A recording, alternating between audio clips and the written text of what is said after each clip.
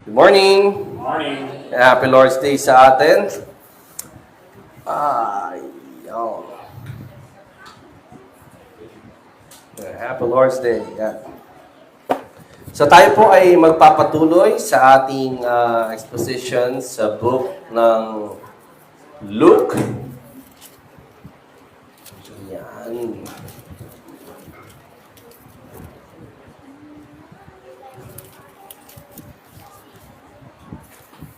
Yes, so past weeks, hindi lang past week, but the past months, has been very, very challenging, lalo na sa ating mga mananampalataya. And if you are into social media, for sure, no? There come a point na you were challenged and you have failed, no, to be gracious and be understanding. And maybe may mga pagkakataon that we are questioning, Lord, am I really, no? Do I really belong sa grace ninyo? Well, mga kapatid, the quick answer is no, we do not deserve the grace, but yes, if we are in Christ, we belong to His grace. At sa ating mga challenges na kinakaharap at yung mga failures na kasama ng reality na iyon, no, we are being called to come back to Him, to return to Him, to find rest in Him. And para naman sa ating pagpapatuloy sa book ng Luke, no, and as we have already mentioned, dun pa lang sa ang ganda nung surrounding context ng Luke kasi nga yung mga Jews, yung nandoon, mga scribes, mga Pharisees, andon, no? And even after witnessing yung mga miracles ng ating Panginoon, no? They still doubt na yon ay galing sa Diyos. No, even though that they know what the promises are, actually may na-expect nga silang Messiah, it's just that may iba silang preference kung anong Messiah yung darating na gusto nilang dumating, no? So these people surrounding Jesus Christ at yung talagang yung nag-scrutinize sa kanya, yung very inquisitive in a way na gusto nilang patunayang mali si Jesus Christ, ay they were privileged, no, to be exposed in the truth at mabigyan din ng mabigyan ng liwanag, and yet they still refuse to believe.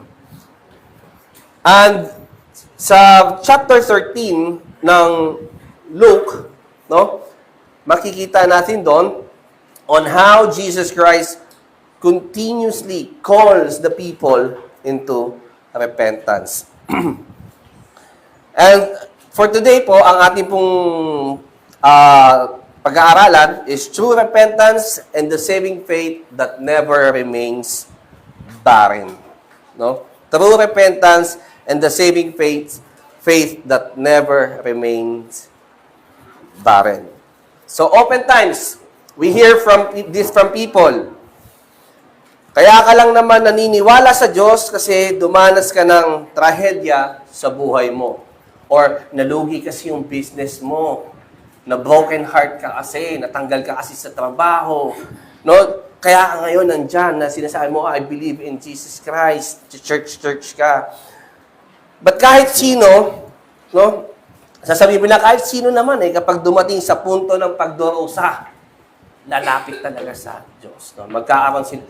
Yan yung mga madalas nating madidinig sa mga hindi nakakaalam ng katotohanan ng Panginoon. And in our present reality, no, our present reality is never short of tragedy, mga kapatid. Again, yung ating kinagalawan natin, yung economy, political tensions, violent crimes, natural disasters, mga terminal illness, mga fatal accidents, no?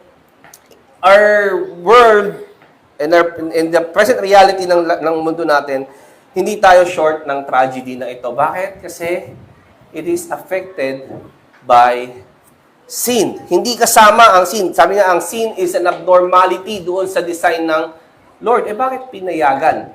No, yun yung mga nagiging tanong. Mamaya, linawin natin yan, no? Hence, we ask the normal questions. Bakit nga kaya nangyari iyon? Ang sigla-sigla pa niya, no? Parusa kaya yon? Dahil kaya makasalanan talaga yung taong yon, di lang halata. No, ako kaya, no, sana wag naman mangyari sa akin iyon. Yan ang mga usual, no, na questions, and of course, yung mga wishful thinking when we hear tragedy sa mga tao, no. Meron ba yung nakabalita sa inyo yung lumindol sa Japan, tapos naglabasan sa Facebook yung, kaya sila ganyan kasi they don't believe in Jesus Christ, no? Yung kanilang yung ating mga counterpart, yung hindi counterpart, but those who are in the Pentecostal movement, no? Yung mga nagiging conclusion. Nangyari yan, pinarusahan na sila ng Diyos. And in our passage today, mga kapatid, Jesus corrects the way people view disasters that befall man. He uses both events, dun sa babasahin natin, to communicate, unless you repent, you will all likewise perish.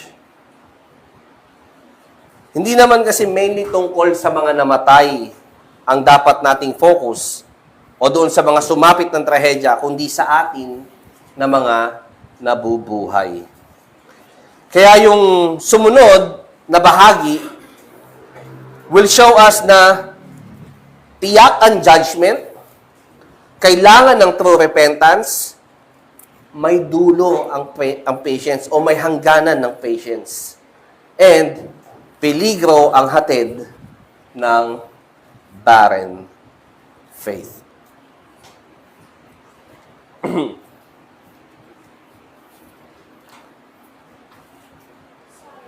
So let us all read, no? Yung Luke chapter 13 verses 1 to 9.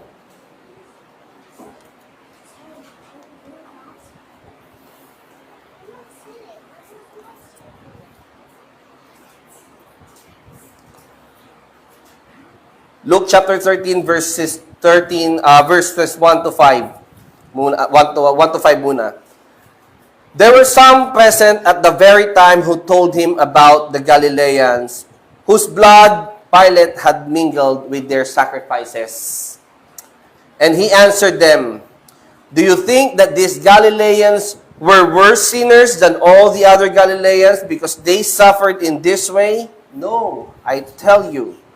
But unless you repent, you will all likewise perish. Or those 18 on whom the tower in Siloam fell and killed them, do you think that they were worse offenders than all the others who lived in Jerusalem? No, I tell you. But unless you repent, you will all likewise perish."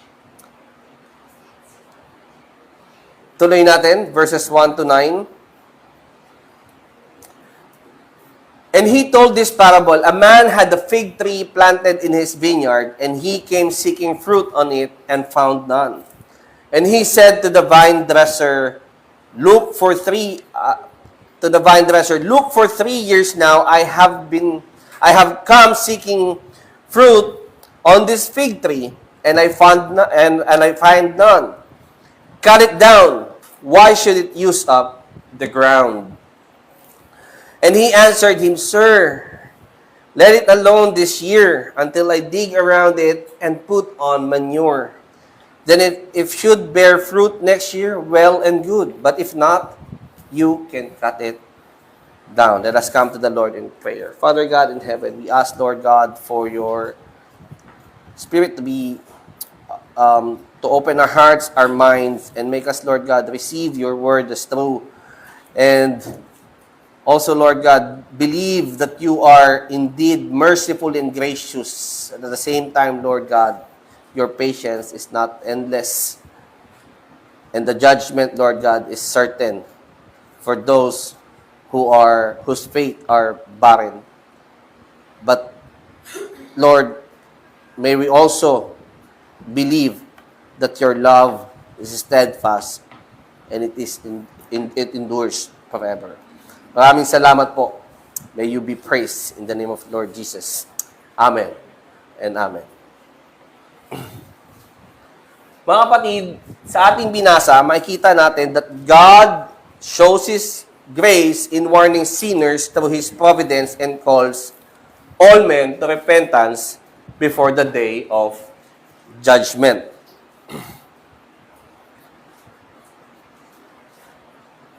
Makikita natin doon sa ating binasa, na yung mga tao, they were there, nire-report nila sa Lord yung nangyari sa mga Galileans, yung tragic na nangyari. It was a tragedy kasi nga ito yung account wherein yung pagiging violent ni Pilate, no, is shown. Kasi yung mga Galileans, ang sabi dito, no, sa ating binasa, the Galileans whose blood Pilate had mingled with their sacrifices and severed them. Doon sa sabi doon sa sinasabi ni Jesus na yon is affirming, no, that indeed may tragic na nangyari doon sa mga Galileans. And also, it's also giving us kung anong klase yung tragedy na yon. Ang sabi doon, yung blood nila nagmix doon sa sacrifices. Anong sinasabi nito? Nangyari iyon during the time that they were worshiping. Saan ang worship ang mga Jew that time? Sa temple. So during the time that they are worshiping and they were in the temple, wherein supposedly ang iniisip nila, they'll be, yung protection dapat nandun, no? They'll be safe. Kung nga, blessing nga dapat ang nakukuha nila. And yet, ito ang nire-report nila. No? That the Galileans, yung kanilang blood, mingled with their sacrifices. And then, Jesus Christ, no, answered them. Sa verse 1 to 5, makikita natin doon that, nagulo yung, sorry po, ayan. Makikita natin dito sa sagot ni Jesus Christ that God shows His grace in warning sinners through His providence and calls all men to repentance before the day of judgment. Ang tanong ngayon, paano pinakikita ni Jesus Christ dito sa text na ito, sa passage na ito, wherein tinatanong sa Kanya ng mga tao, yung nire-report sa Kanya ng mga tao, yung tragedy and their misconception doon, yung kanilang misconception doon sa tragedy na sinapit ng mga tao. Paano pinakikita ng Diyos ang grace niya? Una, mga kapatid, God graciously corrects man's incorrect view of suffering. Tayong mga tao, we have a human tendency to judge others. Those who brought the tragic news likely assumed that those Galileans were especially wretched or sobrang sama siguro ng mga tao yon, kaya nila sinapit iyon. And it is true. Ganun din ang yan yung tendency nating mga tao, no? Baka may ginawang mali. Kaya niya sinapit yan. Ganun ang thinking ng mga Jews. And just like the friends of Job, nung si Job ay sumapit o dumanas, no, ng tragedy sa kanyang buhay. Ano yung mga nawala kay Job? First, sabi nung scripture, wealthy sila. Kumbaga it's a picture of happy family, and then namatay lahat ng kanyang mga anak. Anong sumunod? Nagkasakit siya. And then yung kanyang wife, ang sabi pa sa kanya, tanggi mo na kasi yung, siguro naman concerned talaga yung wife niya, but wrongly concerning, mali yung kanyang concern doon kay Job, yung kanyang conclusion, no? Itanggi mo na yung Diyos mo. No? And yung mga friends, anong sabi ng mga friends pagdating? May mali kang nagawa, no? Kaya mo sinasapit iyan. Dapat mag-repent ka. And sadly, mga kapatid, since it is a human tendency, it still exists today. Hindi lang sa mga Jews, kundi maging sa atin din. Kaya si Jesus Christ answered in verses 2 to 5, ang sabi niya, and He answered them, do you think that these Galileans were worse sinners than all the other Galileans because they suffered in this way? They were worshiping, they were in the temple, and they were slaughtered. Hindi lang basta slaughtered, ang sabi yung kanilang dugo ay nag-mix na doon sa sacrifices. Ibig sabihin, kung nanonood kayo ng mga palabas ng mga Roman, mga empire, no? Talagang madugo. Yung nakapanood ng 300, ganun yung naging sitwasyon. No? Kaya sabi ni Jesus, do you think that these Galileans were worse sinners than all the other Galileans because they suffered in this way? No, I tell you, but unless you repent, you will all likewise perish. And then sinunod niya, or those 18 on whom the tower in Siloam fell and killed them, do you think that they were worse offenders than all the others who lived in Jerusalem? Hindi sinabi dito what caused yung pagbagsak ng tower, basta may mga natabunan, may mga namatay. No? There were 18 who died doon sa tragedy na yun. At ano sinabi ni Jesus Christ? This is the second time na sinabi niya, no, I tell you, but unless you repent, you will all likewise perish. He corrected yung kanilang shallow theology, yung mababaw na pagkakaunawa nila, and their self-righteousness. Paano natin yun? Because again, a tendency ng mga tao, buti na lang, faithful ako, basta maging faithful lang tayo sa pagtupad ng kautusan, blessings ang darating sa atin. No? Hindi natin sasapitin ang tragedy na gaya ng sa iba. Mga kapatid, tinatama ni Jesus dito na not because the suffering is unusual or extraordinary or grabe ang naging suffering, it necessarily means na grabe din yung guilt ng taong dumanas na yun. Sa Heidelberg Catechism, Lord's Day 1, question 1, we praise the Lord dahil sa care we've been studying this at patuloy natin itong inaaral. Ang ganda nung sinabi doon, we learned that God sovereignly govern all things. Bakit? Sabi, He also preserves me in such a way that without the will of my heavenly Father, not a hair can fall from my head. Indeed, all things must work together for my salvation. Mga kapatid, how we should view yung tragedy o yung mga nangyayari sa atin, whether it's favorable or not, whether it's unusual or not, whether it's extraordinary or grabe ang magiging epekto nito, walang accidental. Ang lahat ay nakapaloob sa kanyang pagtatakda ayon sa kanyang kalooban. Of course, mapapatanong pa rin tayo. We tend to seek, bakit ito nangyayari? Anong ibig sabihin nito? Anong purpose nito? Wherein the scripture also tells us that the secret things belongs to God. There are things na hindi natin malalaman in this lifetime. And if there will be things na malalaman man natin in this lifetime, sabi ni R.C. Sproul, we will know God's will only after the fact. Ang necessary, ang kailangan natin is to trust that God is sovereignly governing all things. Ang tanong ngayon, asan yung grace doon sa ating binibasa? How is that graciously showing, or how is God showing His grace in correcting yung incorrect view of suffering? Mga kapatid, may maling kaisipan sa trahedya na sinapit ng mga Galileans. Yung mga nag-report, may mali silang kaisipan. No? Doon sa nangyaring trahedya sa loob ng mga Galileans. And even doon sa 18 na natabunan sa Tower ng Siloam. Jesus turns the focus not on those who died, but to his hearers. Ito yung grace. No? Tinatanong ni Jesus Christ, anong kasalanan nila? Are they worse sinners than other Galileans?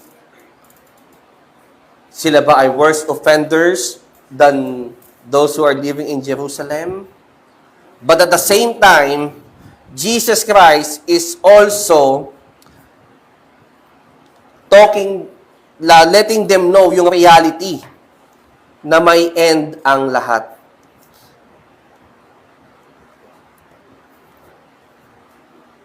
Ang kinu-communicate din ni Jesus Christ dito, doon sa pag-acknowledge na yes, namatay itong mga ito.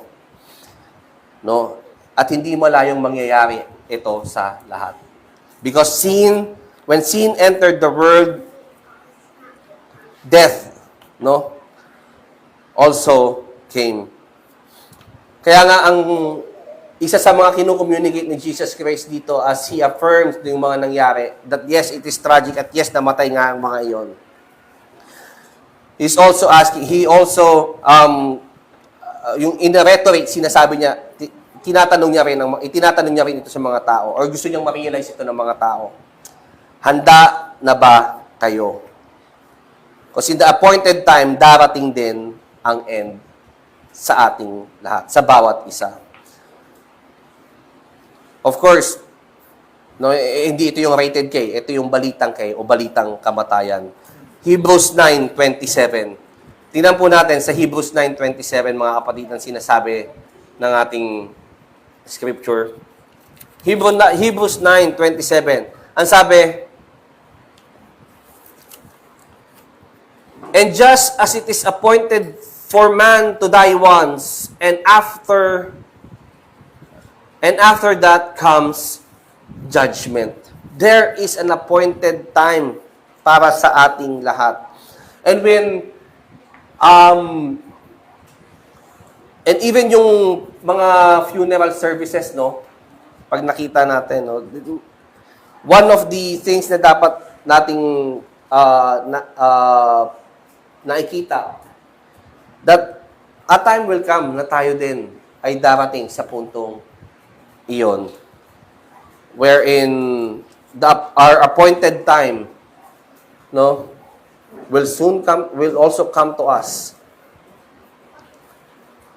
And are we ready for that time? Are we near to the things of God before that time comes?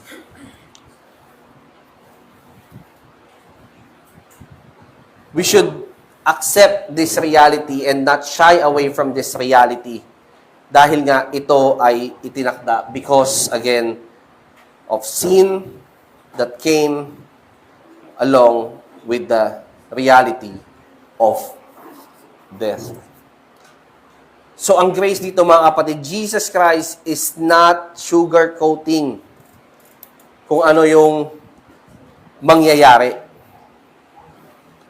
Hindi siya nag-shy away in letting those people know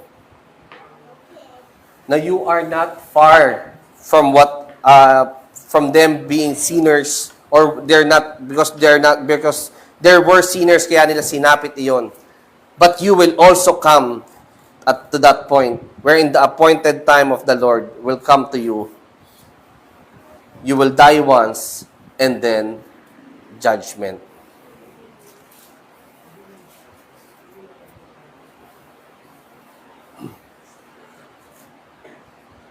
Second point, mga kapatid, how is God showing yung grace dito sa text na ito?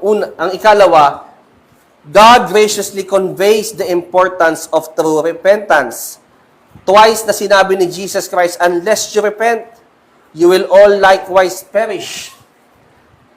And when Scripture repeats a word or a phrase within the same text or sentence, it communicates the importance and urgency. Siya ay parang highlighter pag dalawang beses inuulit, no? Or more than once. At dito, Jesus wants His hearers to know what repentance is not and what it truly is. Ulitin natin, no? Importante na makita ano yung what repentance is not and what it truly is. Ang repentance, mga kapatid, hindi ito yung attrition o yung natatakot ka na mayroong consequence. No? Gusto mo lang makatakas doon sa tiyak na punishment or consequence. Yung regret kasi, pag sinabi ng attrition, may regret na baka may mawala. O may parusa. More on emotionally driven yung kanyang guilt or hype lang. Ayaw niya lang mapasama, ayaw niya lang masabihan na mali siya, o ayaw niya lang makita ng tao that he is not walking the straight path. No? At hindi iyon ang tamang repentance. Sorry. Ang true repentance, mga kapatid, is the work of the Holy Spirit by God's grace. Unless the Holy Spirit works in us, yung ating faith na ibibigay ng Diyos by His grace, no? Unless na yun ang mangyari, yung true repentance ay hindi makikita. Because true repentance, it will show the ugliness of sin. We will hate sin. And we will turn to God and we will trust in Christ alone. Ang repentance and faith, mga kapatid, are inseparable. If there is true faith, ang repentance follows. At ang genuine repentance happens if faith in Christ is present.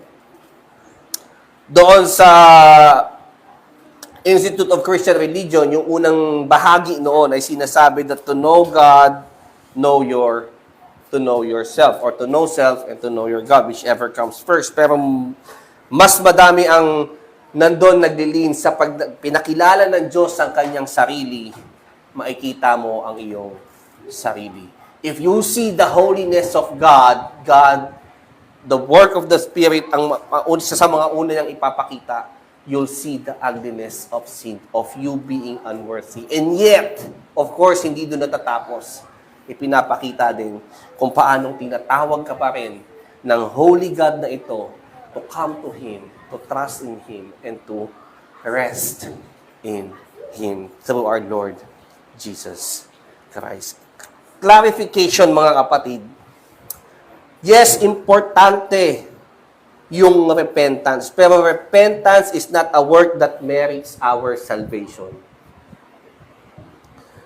Jesus is not teaching moral improvement than salvation. Gospel.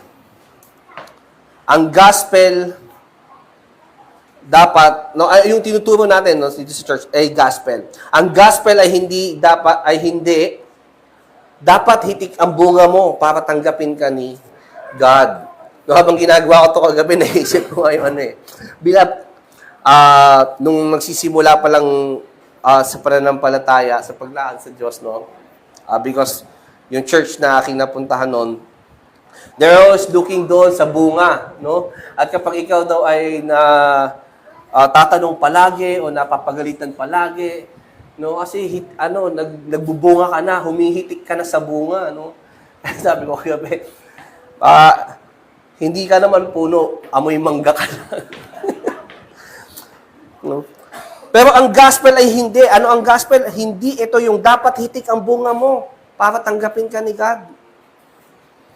Kasi nga, even our best works, our righteousness, they are filthy rags. No one can ever do enough to merit His salvation. Now, pause, mga kapatid. Hindi tayo aabot doon sa requirement talaga ng Lord. Only Jesus Christ have met that. Pero anong offer ng Lord? Come to Him. No, tinanggap niya tayo not because of our best works, because of our righteousness na kaya mong ipakita, hindi dahil sa bunga o dahil ang galing ng repentance mo. Kanina nga doon sa ating prayer, no, na doon sa confession, sa corporate confession of sin, No? We repent of our repentance. Kasi we do not repent enough. Pinapaalala ito, this is God graciously reminding us yung ating pwedeng maging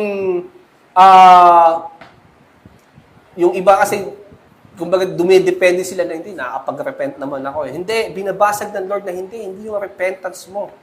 Why you're accepted? You are accepted because of Christ alone. And ang ganda ng kung magpo-pause ulit tayo, if Jesus, kung halimbawa if God wants to build a team, ang kukunin niyang team, dapat yung mga magagaling. Yung mga, kumbaga sa maibubuga, ganun tayong mga tao no? Gusto natin sa team natin yung mga mahuhusay, masusunurin talaga, no? That's how we want to build our team.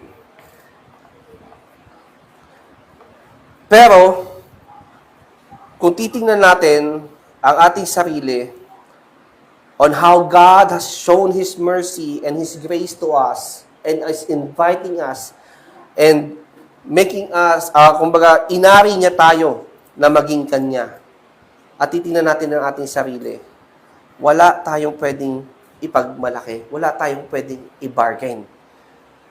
Ang pwede lang natin gawin is to respond in gratitude and to rejoice that we have a holy God who is faithful, who loves us, and who is true to His promises. Mga kapatid, yung ating justification ay nakaangkla, is anchored in the righteousness of God, imputed to us by faith. Yes, wala tayong pwedeng i-bargain, pero ito yung ating pananampalatayanan.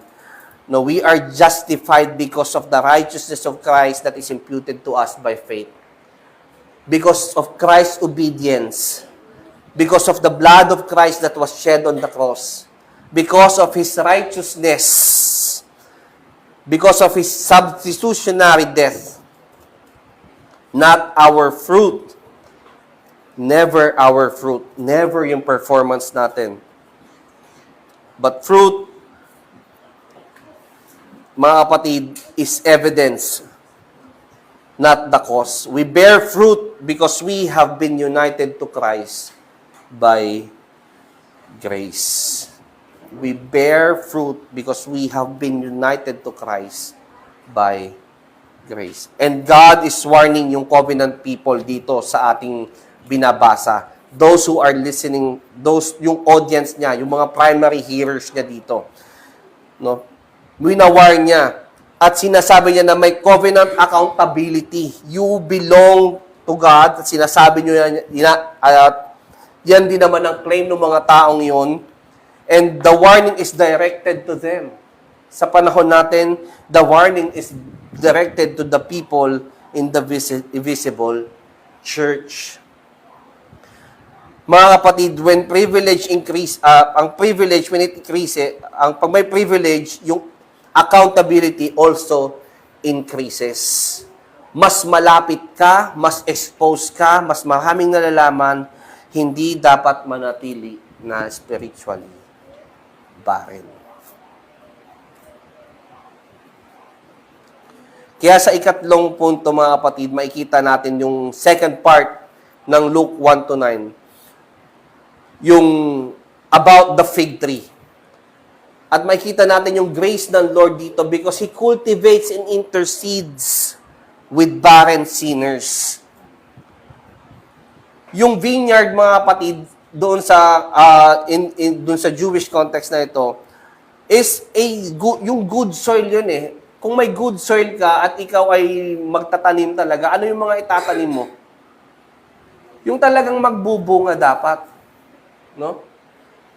Yung mga magbubunga talaga dapat ang iyong itatanim. But here, makikita natin, no? May fig tree doon sa loob ng vineyard. At ang fig tree, it represents yung Israel, and Israel now was in a privileged place. Yet many were fruitless. Ang tree was planted in good soil. It received care. Ito again, fig tree. Kahit na hindi siya magbubunga, it received care, it received attention, and cultivation. Yet it produced nothing. The fig tree represents an unchanged heart. Kaya seryoso din yung warning. Seryoso din yung truth na ni-reveal. Sabi doon, cut it down. Why should it use up the ground? Importante mga kapatid na malaman natin na dapat wag nating pagdudahan yung mercy ni God. Kasi sabi doon, cut it down. Why should it use up the ground? Pag binasa natin yung verse 6 to 9, sabi ng scripture, no? When Jesus told this parable, a man had a fig tree planted in his vineyard, and he came seeking fruit on it and found none. And he said to the vine dresser, dun sa gardener, look, for 3 years now, I have come seeking fruit on this fig tree, and I find none. Cut it down. Why should it use up the ground? Hindi dahil sa hindi alam ng may-ari na hindi yun mamumunga. No? At yung, more likely, yung fig tree has been there, hindi lang 3 years kasi nga, inaasahan eh. Kumbaga, 3 years lang ino-observe at tinitingnan, magbubunga ba o hindi. It has, binigyan ng time, no? Binigyan ng enough na time ng may-ari para makita kung mamumunga ba o hindi. Kaya nga, wag natin pagdudahan ang mercy ni God. Mahabang panahon ang ibinigay niya. And wag din naman nating akalain na ang patience ni God ay endless. Because patience is not endless. May itinakdang panahon para sa judgment. Sabi dito, and I find none. At ang sabi ng may-ari, cut it down. Why should it use up the ground? Pero tingnan natin dito yung sagot ng vine dresser, ng gardener. Sir, let it alone this year until I dig around it and put on manure. Then if it should bear fruit next year, well and good. But if not, you can cut it down. At marami nagsasabi na yung vine dresser dito is si Jesus Christ.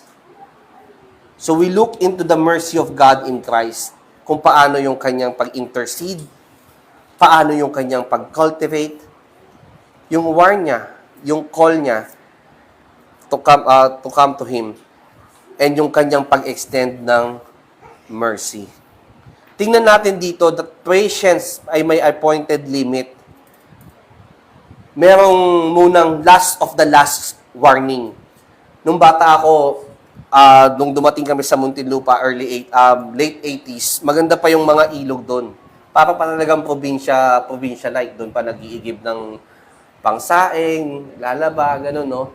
Tapos, come 90s, dumami yung mga subdivision sa paligid namin. Dumumi na. So, bawal na akong maligo.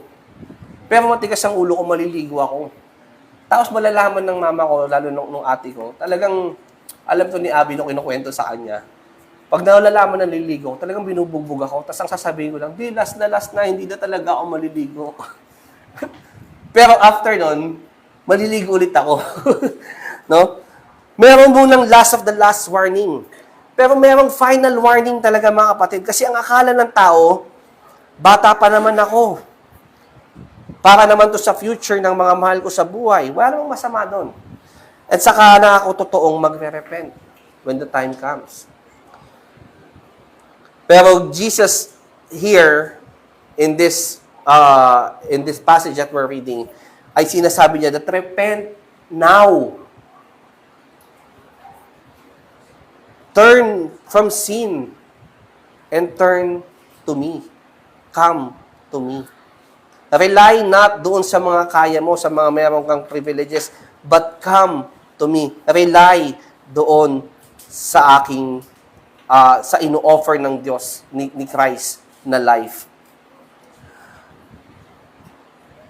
So of course, tinatanong natin, ano ba yung hinahanap kasi na fruit nung may-ari nung vineyard? Nagtanim siya ng fig tree, tapos hinahanapan niya ng fruit.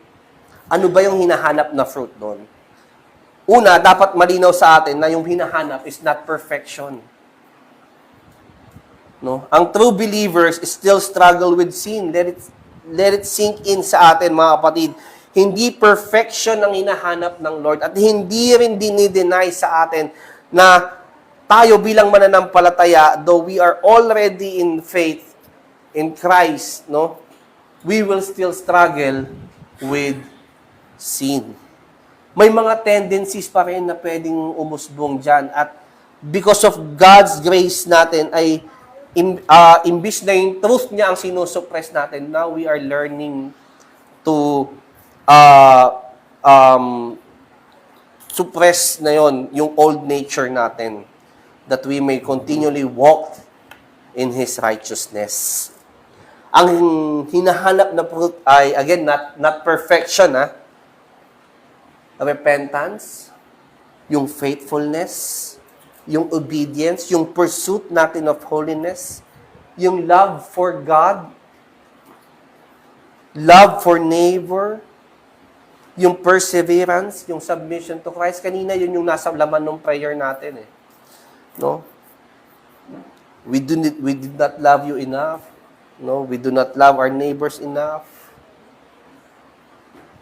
And yet, God is looking for those both. Not perfection. Hindi yung, dahil ang naka-perfect nito, walang iba, kundi ang ating Panginoong Heso Kristo. And true believers still struggle in sin, but there is a new direction, mga kapatid. Ang new direction, because God has given us a new heart. And it comes with that new heart, ay yung new desires, yung new relationship natin to sin. We no longer want sin, no? We hate sin. And the Christian no longer loves sin as before. Sabi nga doon sa pagpapatuloy ng question 1 sa Lord's Day 1, yung last part, and makes me heartily willing and ready from now on to live for Him. Who's making you heartily and willing and ready from now on to live for Him? Tayo ba? Hindi. Still, God who is at work in us. Makikita natin yung mercy dito ng ating Panginoong Jesucristo. Sabi niya, yung gardener who pleads for more time, sabi niya dun sa may-ari ng vineyard, verse 8, and he answered, Sir, kasi nga sabi, cut it down. Why should it use up the ground? No? Dapat alisin na yan. Why should it use up the ground? Ang sabi, Sir, let it alone this year also, until I dig around it and put on manure. Then if it should bear fruit next year, well and good. But if not, you can cut it down. Hindi sinabi dito kung ano yung nangyari sa fig tree. Ang gustong sabihin dito, tingnan natin paanong nag-i-intercede ang Lord. Dapat nga tapos na yung kwento natin when Adam and Eve fell Kasi ang sabi doon, once pag kinain nyo to, yung bunga ng puno na nagbibigay ng karunungan ng mabuti at masama, pag kinain nyo yan, you will surely die. Pero what happens? No? The grace was extended doon sa dalawang tao who was privileged to be in the Garden of Eden. Provided na yung lahat. No? Been given the authority o been given yung dominion doon sa na sila yung mamahala. And yet, Ang kailang isinukli ay pagsuway. Ang kailang isinukli, I'll be the God of myself. Pero anong in-extend? Grace. Mercy. Kaya nga doon sa ginawa, doon pag tinignan natin dito, cut it down, why should it use the ground? Kumbaga, bakit kailangan ng space? Dapat walang puwang na yan dito. Which is, in God Himself, yung kanyang holy judgment, yung kanyang divine judgment, He has all the right. No? Sa Canons of Dort, pag tinignan natin, yung Article 1, no? God has all the right, no, to judge yung mga sinners. Kasi holy siya at tayo yung nagkatraso. And yet, anong ginawa? Again, He extended grace. And in Christ, we have been saved because God has made the way that His judgment, that His wrath, yung mag-aapis sa Kanya will be met. And that is through our Lord Jesus Christ. At ang sabi ng gardener, paulit-ulit ko itong binabasa since nung tinanong ko kay Pastor Kyle kasi nakalimutan ko ano yung passage nung Monday. Sir, let it alone this year also until I dig around it and put on manure. Then it should bear, then if it should bear fruit next year, well and good. But if not, you can cut it down. Though we deserve judgment, God still extends mercy through Christ. Paano? Every sermon na nadidinig natin, every call to repentance, every day of life is evidence ng divine patience ng Lord. Pero dapat din nating malinawan, the fruit is not the basis of salvation. Yet when Christ saves a sinner, He changes that sinner, and a living tree eventually bears fruit. Ang puno ng kamatis, hindi siya buhay dahil namumunga siya, no? Namumunga siya dahil buhay siya. At buhay siya dahil binigyan siya ng buhay. Diyos. Sabi ni Paul Tripp, God's grace doesn't free you from the call to do what is right. Rather, it forgives your wrongs and empowers you to do what is right. Mga kapatid, God still calls sinners today. Tinatawag niya pa din. Ini-invite niya pa rin. And all who come to Christ by faith will find mercy, will find forgiveness, and everlasting life.